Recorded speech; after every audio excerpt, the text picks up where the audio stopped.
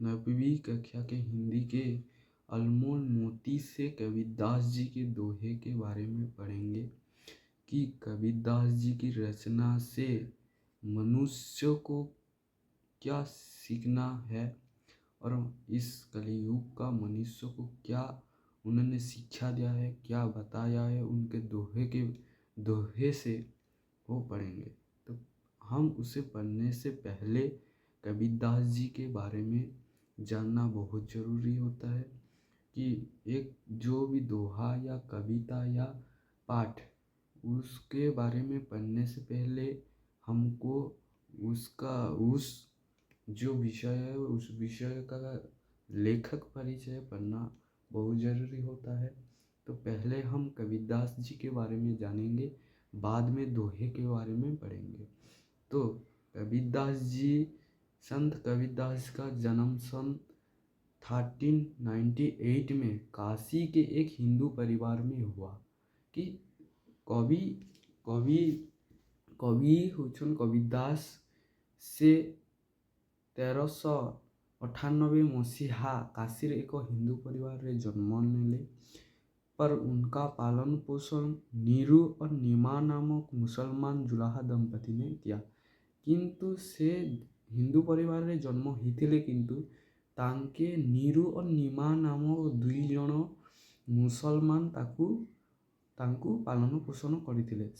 इसीलिए कबीरदास जी को हिंदू और मुसलमान दोनों के गुण मिले। सेति लगी जेहेतु से हिंदू परिवार रे जन्म नहीं थे तो हिंदूर गुण केतेटी आसिला आ मुसलमान जेहेतु तांको पालन पोषण करथिले सेतिपाई हिंदू आरु मुसलमान दुईटा गुण तांके मिलिथिला कबीरदास जी को। एवं कबीर को कोई विद्यालय में पढ़ने का सुयोग तो नहीं मिला, लेकिन वे बड़े तेज बुद्धि वाले बालक थे। कि देखो कबीरदास जी कौन सी विद्यालय रे पढ़िबाकर सुयोग मिली नथिला, किंतु से जने बुद्धि थिबा बालक थिले। से तांकर बुद्धि अनेक थिला। तो कबीर तो बे जुलाहे का काम करते से कपड़ा बुनवा काम करते हुए जुलाहा का काम करते थे। दुनिया को देखकर उन्होंने बहुत कुछ सीख लिया। समाज में व्यस्त बुराई को देखकर उन्होंने बहुत दुख हुआ कि दुनिया रे अनेक किछि देखी करे से अनेक किछि सीखी थिले। एवं दुनिया रे एटा कलिजुग है।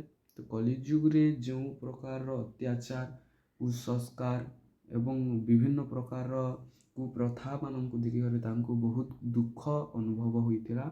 लोगों को अच्छे बात सिखाने के लिए वे कमर कसकर खड़े हो गए। जाति भेद, धार्मिक अंधविश्वास और बाहरी क्रियाकलाप को जिसमें आंतरिक भाव नहीं था, कबीर उसे पसंद नहीं आया। कि से लोक मानू साहाଯ୍य करबा पाई आग को आसिले, लोक मानू काम करबा पाई कहले। एवं यही जुगरे बा कली जुगरे जो प्रकार अंधविश्वास चलुची, जो प्रकार अत्याचार चलुची लोकों प्रति, सेटा को मध्य देखी करी से किपरि भावरे तार समाधान हो पारिबो से दिगरे मध्य कार्य करुथिले कबीरदास। एवं ताकाकू पसंद न करुथिले काको कि वर्तमान जेन जाति धर्म प्रथा मन चलुचे सेटा को पसंद करू नथिले। उन्होंने लोगों को काम करने दूसरे के साथ अच्छा बर्ताव करने के लिए बुद्धि और विचार से काम लेने का आग्रह किया। कि से लोक मान को आग्रह करुथिले कि तुम माने काम कर आउ कहूथिले अन्य लोकर भल काम कर, अन्य लोकर साहाଯ୍य कर, अन्य लोकर दुख सुख रे साहा हो बोली से कहूथिले। एवं उस समय हिंदू और मुसलमान दोनों संप्रदाय में फैले हुए धार्मिक अंधविश्वास और सामाजिक रूढ़ियों, बुरे तथा अमानवीय रीति रिवाज एवं कुसंस्कार को मिटाने के कबीर डट कर खड़े हुए। कि से समय रे हिंदू और मुसलमान मानकर धर्म रे जेन प्रकार कुप्रथा मन चलुथिला, अंधविश्वास चलुथिला, सेटाकू से समाज रु केनता दूरेई दे पारमु से विषय के निकट से मध्य कार्य करुथिले एवं उन्होंने जाति धर्म से परे जीवन और मानववादी दृष्टिकोण को अपनाया।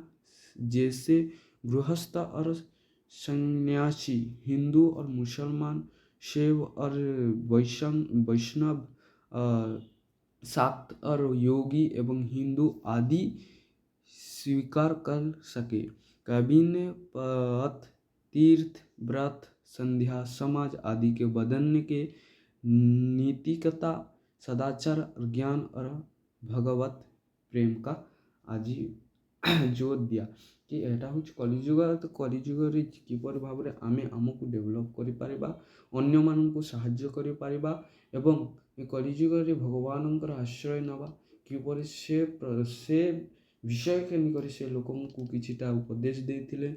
से अनेक से मध्य सन्यासी ग्रहण करते। से केते विषय के निजर जीवन रे आनी थिले। तो सेटा कहउछन एवं साखी और साखी का उपभ्रम रूप है कि यह शब्द ज्ञान और अनुभूति का प्रतीक है। जो साखी है वो ज्ञान का अनुभूति है, सेटा होछि ज्ञान और अनुभूति है। तो यह वह ज्ञान या अनुभूति जैसे संयम कवि अपने अंतःकरण के साक्षात्कार क्या है कि से ज्ञान और अनुभूति है साखी का शब्दर। तो सेटा के निज जीवन रे आनी थिले कवि एवं समस्त को सेटा के से ज्ञान के और से अनुभूति के निजर मन रे रख, निजर आत्मा रे रख एवं निजे भाव कि दुनिया के आम